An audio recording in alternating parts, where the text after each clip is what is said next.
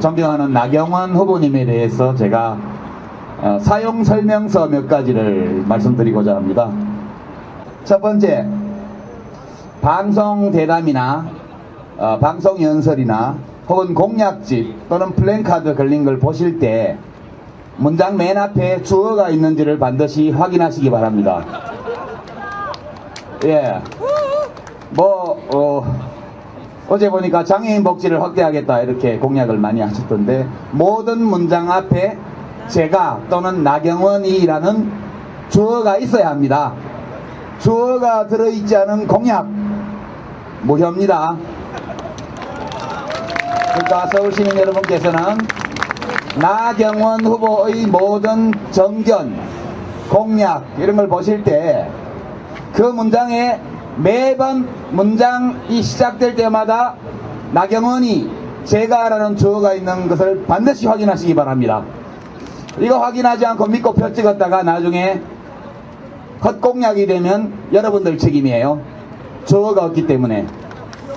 그 점 참고로 말씀드리고, 두 번째, 나경원 후보님의 공약이나 말씀을 지나치게 오래 기억하시면 안 돼요.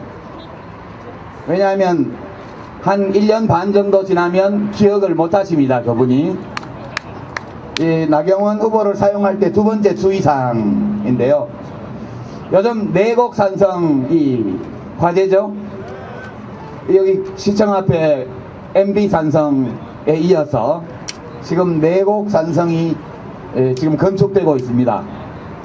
근데 우리 존경하는 나경원 후보님께서 기자분들이 2년 전에 동하마을에 노무현 대통령 사저를 건축할 때 했던 대변인 논평 기억하느냐 물으니까 기억이 없는데요 그랬습니다. 맞죠? 대개 나경원 후보님의 기억 유통 기간은 2년 정도가 되겠습니다. 그러니까 혹시라도 나경원 후보가 당선이 되시면 2년 안에 주어가 명시되어 있는 모든 공약이 이행될 수 있도록 여러분들이 촉구하셔야 돼요. 2년 지나면 무효입니다. 기억이 안 나기 때문에. 동영상도 다 있습니다. 그렇죠? 두 가지 말씀드렸는데요. 말 나온 김에 이슈 두 번째입니다. 대다수의 국민들이 남북 평화 분위기를 환영하고 있는 가운데 심통이 난 사람들이 있어요. 자유천막당. 솔직히 너무 예상하고 있던 수순이라. 아니 저는 네. 저는 그래요. 우리가 100% 만족하진 않지만 바른미래당의 하태경 의원도 그렇게까지 비난할 일이 아니다.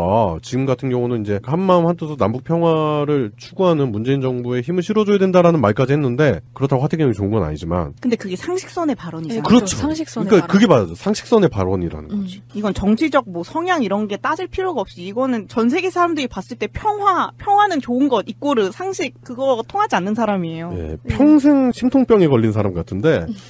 홍준표 씨가 일본 아사히 TV 인터뷰를 통해서 한국 여론에서 남북 정상회담을 적극 지지하는 계층은 좌파뿐, 그리고 위장평화쇼, 이런 자극적인 발언을 했어요. 일본도 참 이거를 내보내면서 한국 제1야당의 전체적인 추세, 여론 형성 이런 식으로 보도를 했을 거 아니에요. 근데 고작 지지율 12%밖에 안 되는 사람들을 데려다가 인터뷰를 시켜놓고 정말 너무 한심해가지고 솔직히 뭐라고 할 말이 없어요. 너무 한심해. 지지율이 한 번에 이게 폭락했기 때문에 이게 사실 당 내에서도 지금 번복하고 막 취소하고. 맞아요. 페이스북 글을 다시 올리질 않나요? 네, 그러고 있는데. 네. 이게 되게 진짜로 쇼를 하던 건 사실 본인들이잖아요. 그렇죠. 그리고 원래 쇼라는 게 영어 단어 쇼 의미도 있는데, 네. 이게 보여준다는 의미도 있는데, 우리가 이때까지는 제대로 볼 수 없었던 것들을 보는 것 뿐인데, 그걸 쇼라고 말한 게 틀리다고 말하진 않겠는데, 네. 그거를 이런 식으로 쇼라고 비하하는 거잖아요. 그런 점에서 너무 그렇고, 이게 일본 방송에 가서 이런 얘기를 하는 것 자체가 너무 홍준표스럽지 않아요? 국격을 떨어뜨리는 거죠. 그냥 홍준표가 홍준표였네 이런 얘기를 할 수가 없는 정도로 항상 그 좋아하던 부흥에 자기들이 이번에 당하니까 왠지 좀 시원하기도 하고요. 일단 홍준표 대표의 이런 발언들, 인터뷰가 논란이 되고 있는데, 네. 예, 그런데다가 나경원 씨도 가세를 했네요. 자신의 페이스북에 이번 남북 정상회담을 비하하는 표현을 했죠. 진짜 뭐 온라인상으로 막 테러하고 사이버불링하는 거 진짜 안 좋아하게 하는데 저도 가서 막 하고 싶었어요. 로그인 창을 막 찾고 있었는데 이미 바뀌었다고 하더라고요, 새벽에. 배현진한테 요즘 좀 밀려가지고 그런지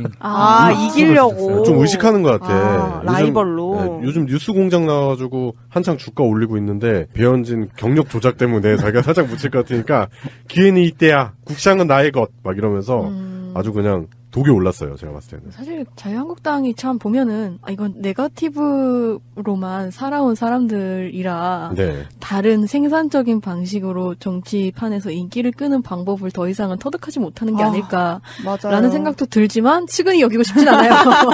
네. 그냥 저 한심해서 네. 나오는 소리였어요. 이에 관련돼서 이제 김정란 상지대 교수가 나경원 씨한테 한마디 했어요. 홍준표 씨와 나경원 씨는 일본으로 귀화하시죠. 네. 야스쿠니 신사에서 봉사하시면서 여생을 보내시면 딱 좋을 것 같습니다. 정확한 표현이신 것 같아요. 그러니까 왜 안 하죠? 일본에서 되게 좋아할 것 같은데 얘네들 오면. 일본에서는 그러니까 여기에다가 일종의 뭐랄까 분점을 내놓은 거잖아요. 분점이 철수하면 안 되지.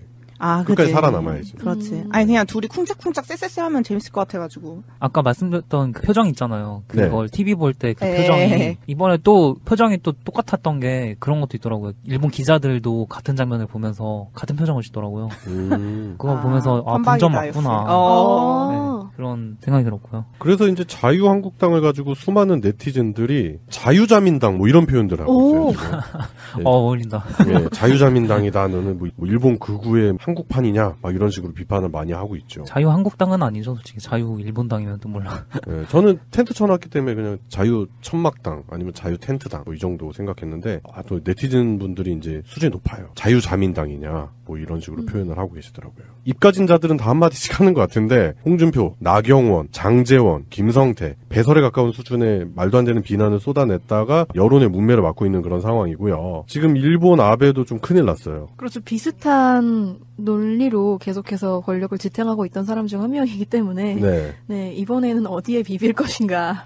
게다가 일본 언론에서는 아베 신조 일본 총리는 모기장 밖으로 쫓겨났다. 이런 표현까지 쓰면서 지금 현재 남북 관계에서 배제되고 있는 아베 총리에 대한 비난을 하고 있죠. 명치를 찔리는 듯한 그 질문을 받은 게 직접 기자한테 그런 질문을 받았더라고요. 이런 식으로 아베가 이번 정상회담을 할 때 일본인이 필압되어 있는 거에 대해서도 얘기를 했냐 이런 이상한 질문을 하는 걸 듣고서 어떤 기자가 그러다가 모기장 밖에 쫓겨나는 신세 아니냐 이렇게 직접 질문을 했더라고요. 네네. 맞아요. 네, 그래서 일본이 기자들을 하면 굉장히 원래 유순한 걸로 유명하잖아요. 네. 근데 그런 걸 보면서 정말 일본도 바뀌어가고 있구나 그런 생각 들었고요. 그리고 그 아베 총리가 회담 내용 때문에 이제 문재인 대통령한테 이제 전화 통화로 전화회담을 한다고 하는데 뭘 물어볼까요? 과연 아베가 너네 둘이 무슨 얘기했니? 막 이럴까? 이때쯤 되면 알아서 좀 기어야 되지 않을까요? 그냥 내가 다 잘못했으니까 나 좀 껴주면 안 될까? 그러니까 이 정도 됐으면 이제 뭐 본인이 지금 어떤 입장인지를 알아야 될 거고 지금 일본 국내에서도 그 여론 자체가 되게 안 좋고 촛불 시위가 점점 더 이렇게 인원이 늘어난다는 좋은 소식도 많이 들리고 있거든요.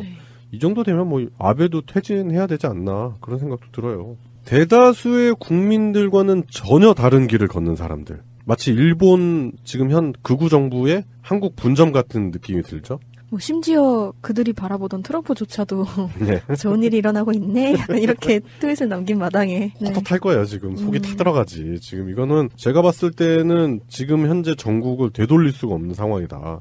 자유당이 할 수 있는 일이 뭘까, 과연. 대한민국 안에서.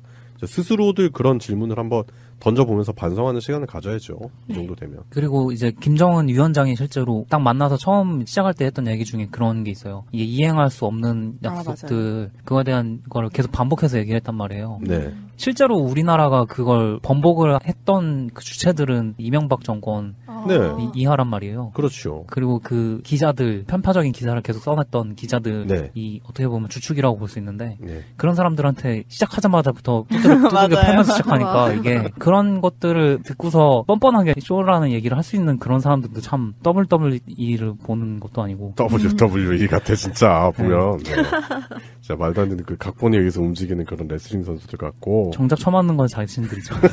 그게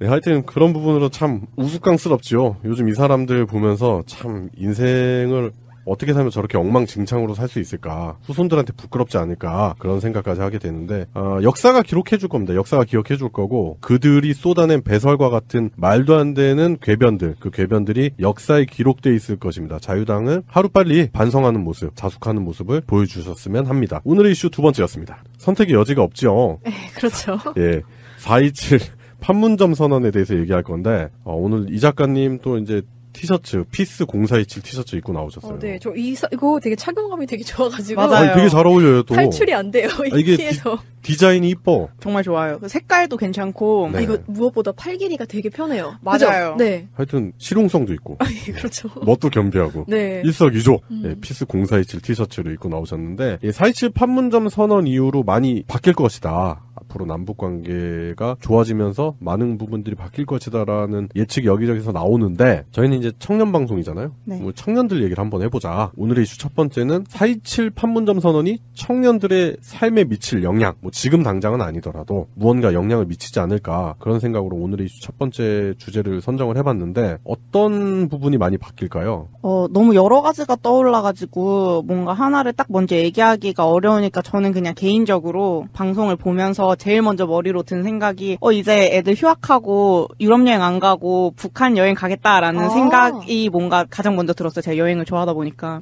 그렇죠. 네, 그런 게 되게 재밌을 것 같고 그리고 뭐 트위터 반응 같은 걸 실시간으로 봤었는데 제 또래들을 보통 팔로우를 하기 때문에 그 친구들은 보통 다 그래도 죽기 전에 평양냉면 먹어보는구나 라는 그런 소소한 얘기들이 좀 맞아. 많았어요. 문화 네. 교류. 그래서 아이돌 팬 같은 경우에는 북한 애들이랑 같이 그 팬 연합 만들어서 서로 막 포토카드 교환하고 이러면 재밌겠다 막 이런 얘기도 하고 그런 것들이 너무 소소하고 현실적인 부분인 것 같아서 너무 재밌었어요. 오히려 막 경제 발전이나 이런 것들은 굉장히 많은 얘기가 더 오고 갈 거고 더 많은 관심을 쏟아야 하겠지만 지금 당장의 관심사로는 그런 문화 교류에서 오는 재미가 좀 있었던 것 같아요. 네. 저는 이제 저희 친구들이랑 단체 카톡방 같은 게 있거든요. 거기서 얘기하면 냉면 먹으러 가야지 막 이런 얘기도 하고. 네. 근데 또 한 가지는 저희 전고은 교수님께서 답사 다니는 걸 되게 좋아하세요. 근데 저번에 궁예도성 근처에 갔을 때 그거 못 보고 와가지고 되게 아쉬워하셨거든요.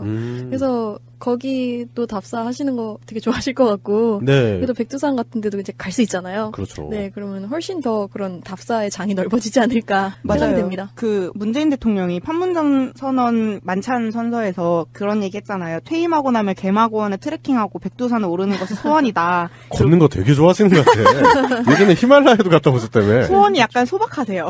네. 그리고 김정은 위원장이 나한테 여행권을 선물해 줄 것이라고 믿는다. 그러나 나뿐만 아니라 다른 사람들도 모두 여행을 가는 날이 오길 바란다라고 했는데 분명히 올 것 같다고 생각이 듭니다. 네. 저희가 요즘 회사에서 그걸 많이 해요. 저희 회사가 오프로드 자전거길 같은 데를 이제 막 촬영을 하고 있는데. 캠 달고 이렇게 다니면서요? 네. 네. 그런 걸 주로 저희가 하는데 그런 코스가 굉장히 많잖아요. 국토의 대부분이 아직 개발이 안 되어 있어서 도로가 안 깔려 있고 아스팔트가 아니고 그냥 흙길로 돼 있는데 그런 것들을 컨텐츠로 만드는 것도 생각을 많이 하고 있고요. 개마고원 같은 뭔가 익스트림한 그런 곳이 많잖아요. 네. 그런 곳을 어떤 여행지로도 쓰는 것도 좋지만 이제 저 같은 입장에선 그걸 컨텐츠로 만들었을 때 굉장히 역사적인 의미도 있고 가치도 굉장히 높은 컨텐츠가 되지 않나 그런 생각을 하고요. 저도 뭐 크게 벗어나진 않는데 저 같은 경우는 이제 뭐 아까도 이산가족 그 실향민 얘기를 했었잖아요. 네. 그래서 저희 또 해주채 가잖아요. 해주에 한번 가보는 게 소원이었어요. 저는 진짜로. 그래서 저희 돌아가신 큰아버지가 어렸을 때 떡거머리 총각이 산에 무등을 태우고 올라가서 도련님 저기서부터 저희가 다 도련님 댁 땅이에요 이랬다는데 과거에 네, 그거를 뭐 찾지는 못하겠죠. 예, 그렇지만 그 우리 조상들이 뿌리 있잖아요. 우리 네. 뿌리. 우리 영화도 뿌리라는 영화 있잖아요. 쿤타킨데. 그런 뿌리를 찾아간다는 게 저는 인생의 목표 중에 하나거든요. 특히 또 이제 갈 수 없는 곳에 우리 조상들의 뿌리가 있다. 생활하시던 데가 있다라고 하니까 그런 부분들. 그래서 가족 여행도 한번 갈 수 있지 않을까. 우리 가족들 어차피 1년에 한 번씩 가족 여행 가거든요. 그럼 이제 다들 해가지고 버스 하나 전세 내가지고 제가 운전해서 이제 가는 거죠. 얼마나 짜릿해. 저는 오히려 영국 친구가 북한을 2번이나 여행을 한 경험이 있었어요. 그래요? 네, 여행 작가거든요. 그래서 그 친구가 북한에서 찍은 사진들 막 보여주고 산에 올라갔는데 거기에 집이 있었는데 외국에서 왔다고 하니까 삼겹살이 구워졌다 이러면서 삼겹살 먹는 거 저한테 막 사진 보여주는데 얘가 지금 강원도 갔다 와서 나한테 뻥치는 건가?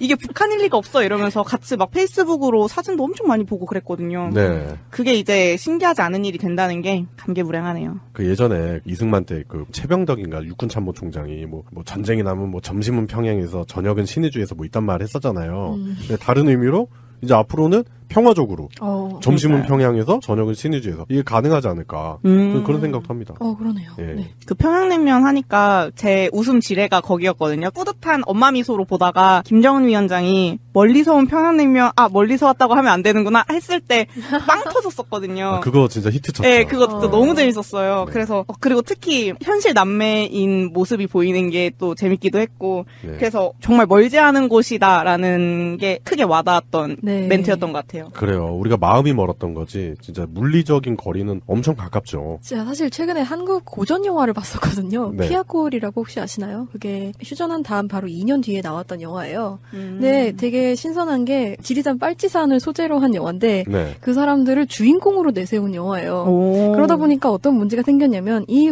영화가 선전 영화는 맞는데 결국에 어떤 영향을 가지고 왔냐면 이 사람들 그냥 사람이잖아.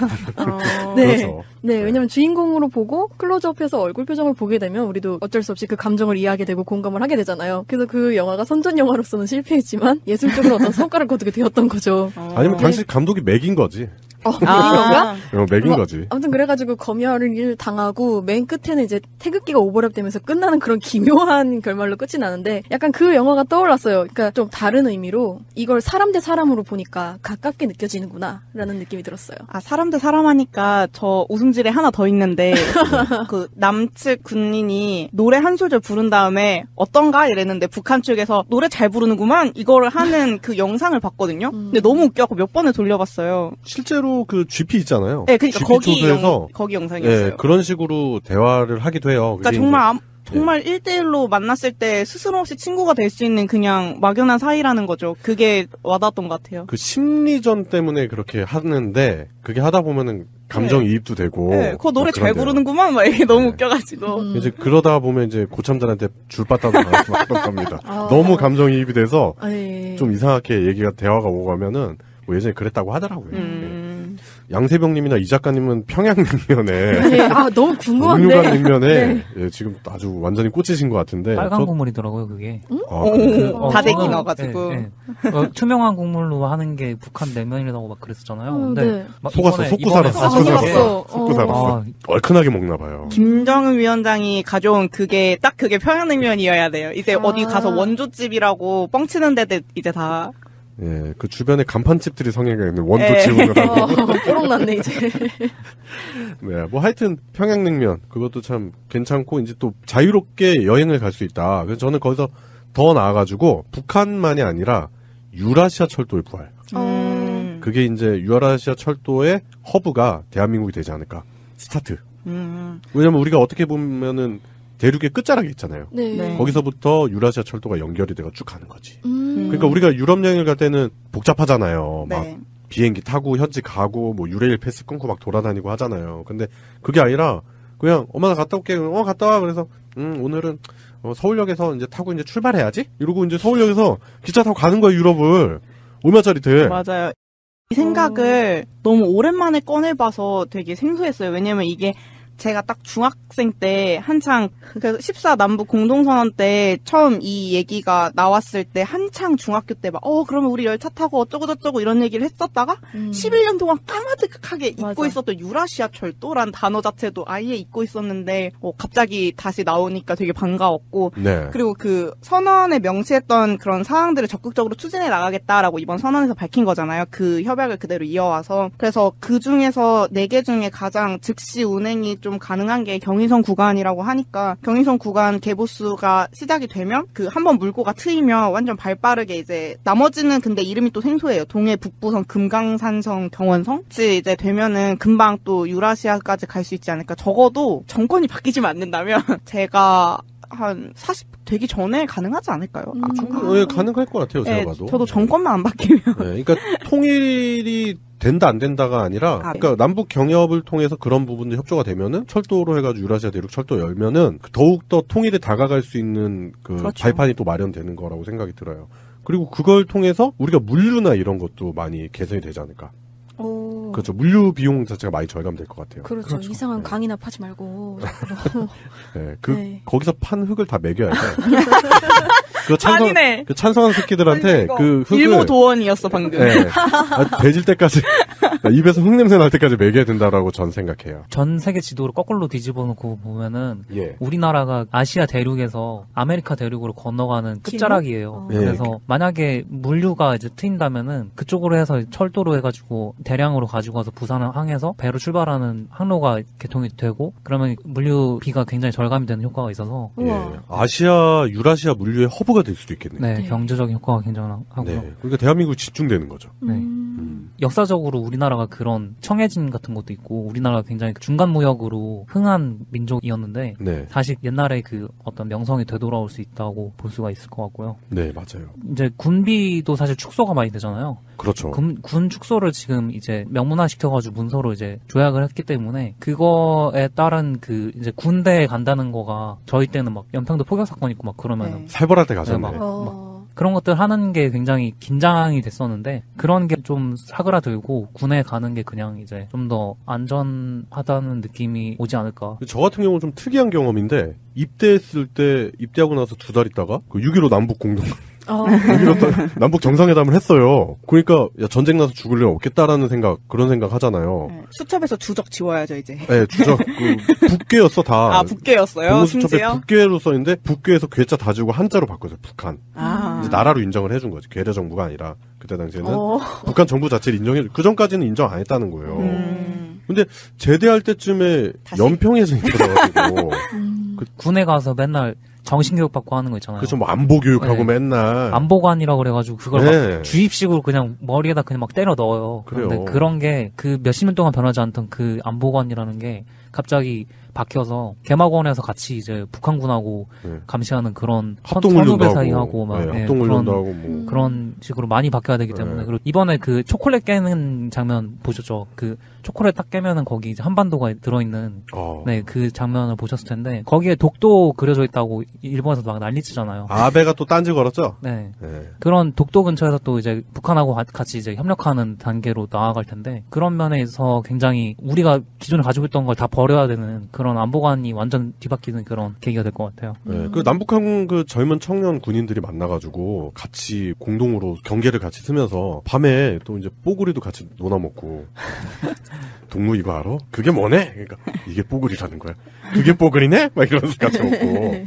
얼마나 좋아. 그 전에 뭐 군복무 단축 뭐 한다 어쩐다 뭐 군대 얘기가 나올 때마다 내가 원하는 것만큼은 아닌데 부족하다라는 생각이 있었거든요. 근데 국방비 감소가 그냥 우리나라 정부에서 감소시키겠다는 게 아니고 점점 평화 모드가 가는 거잖아요. 거기에서 제가 너무 바라던 상황으로 가고 있는 것 같아서 너무 좋았는데 그 원래는 21개월 남성 징병제잖아요. 네. 근데 이게 국방비가 감소되면은 처음에 당장은 자연스럽게 개월수가 줄겠죠? 근데 나중에 제가 원하는 마지막 반은 징병제가 아니고 남녀 구분 없이 모병제로 가는 게 저의 최종 원하는 거였는데 이거에 대한 얘기는 계속 안 나오고 그냥 군 개월수 정도만 단축 아니면은 그냥 뭐 이상한 데서는 뭐 여자도 당장 징병해야 돼 막 그냥 실현 불가능한 그런 얘기를 하고 있고 저는 당연히 앞선 이런 분위기가 만들어진 후에야 그게 가능하기 때문에 이런 얘기를 어디 가서 내 생각에는 남녀 구분 없이 모병제를 가는 게 맞아라고 얘기할 수 있는 분위기가 아니었잖아요. 북한의 상황이 있기 때문에. 근데 이런 분위기가 되고 나니까 좀 더 사람들이 시각을 좀 넓혀서 이런 거에 대한 문제를 좀 생각을 많이 해봤으면 좋겠어서 저는 굉장히 좋았습니다. 네, 저도 모병제를 지금 생각을 하고 있었거든요. 양세병님 잘 짚어주셨는데 군사력 있잖아요. 그건 이제 양보다는 질이다. 확실히. 네, 맞아요. 퀄리티로 가야 되는데 지금 뭐 각종 군 사고나 이런 부분들이 그런 사병들 간의 그런 사고들 있잖아요. 감정적인 뭐 폭력이라든지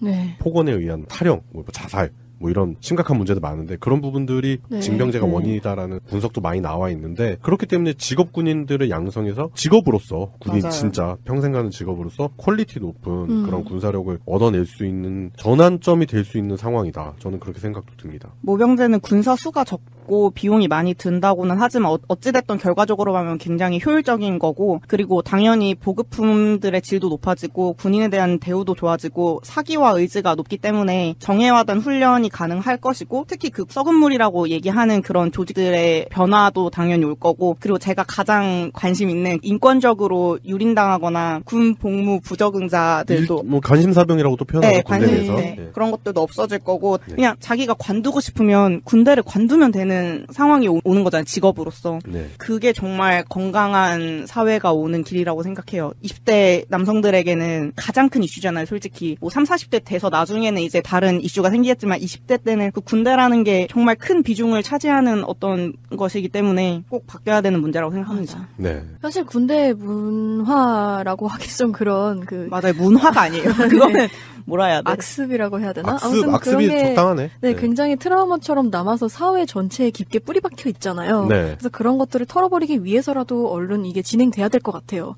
그런 군대 문화를 가지고 뭐 군대도 안 나온 게 그런 거 있잖아요. 되게 이렇게 다 서열화하고 뭐 상명하복하고 이런 거 아니면 효율적으로 일이 돌아갈 수 없다고 믿는 그런 사람들이 있죠. 그거를 일상에 가져오는 게 굉장히 큰 문제인데 그 군대에서 필요한 뭐 어떤 거잖아요. 그러니까 그런 것들이 충분히 구분이 될 수 있는 계기가 될 것 같아요. 맞아요. 군대의 프로세스를 사회 접목을 많이 시킨 게 많죠. 그런 부분도 많고 군대 문화가 많이 자리 잡혀 있는데 그러니까 사회 전반적으로 그런 부분에 많이 영향을 끼칠 것이다. 좋은 영향을 끼칠 것이다라는 예측도 해볼 수 있는 것 같아요.